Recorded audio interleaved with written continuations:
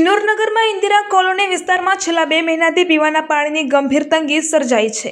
પાણી જેવી મૂળભૂત સુવિધા માટે લોકો ત્રાહિમામ પોકારી ઉઠ્યા છે, ત્યારે સ્થાનિક તંત્રની કામગીરી સામે અનેક પ્રશ્નો ઊભા થયા છે।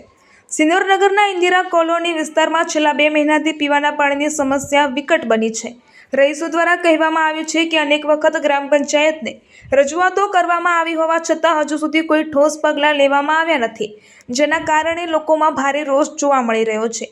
પીવાનું સ્વચ્છ પાણી ન મળતા લોકો દૂર દૂર સુધી પાણી લાવવા મજબૂર બન્યા છે, જેમાં મહિલાઓ અને વડીલોને ખાસ કરીને ભારે હાલાકી વેઠવી પડી રહી છે।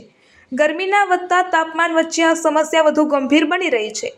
દેશના વડાપ્રધાન શ્રી નરેન્દ્રભાઈ મોદી દ્વારા મૂળભૂત સુવિધાઓને પ્રાથમિકતા આપવામાં આવી રહી છે, તેમ છતાં સિનોર વિસ્તારમાં પાણી જેવી આવશ્યક સુવિધાઓનો અભાવ સ્થાનિક તંત્રની ઉદાસીનતાને દર્શાવે છે।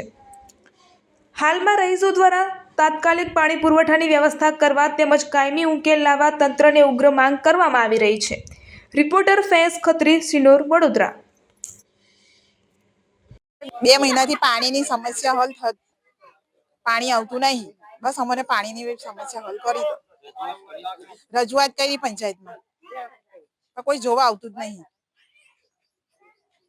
દેશ અને દુનિયાના સમાચાર જોવા માટે અમારી ચેનલ વાત્સલ્યમ સમાચારને સબસ્ક્રાઇબ કરો અને બેલ આઇકોન પર ક્લિક કરો, જેથી આપને રોજે રોજની તમામ અપડેટ મળતી રહે। સાથે જ અમારા ફેસબુક અને ઇન્સ્ટાગ્રામ પેજને ફોલો કરો।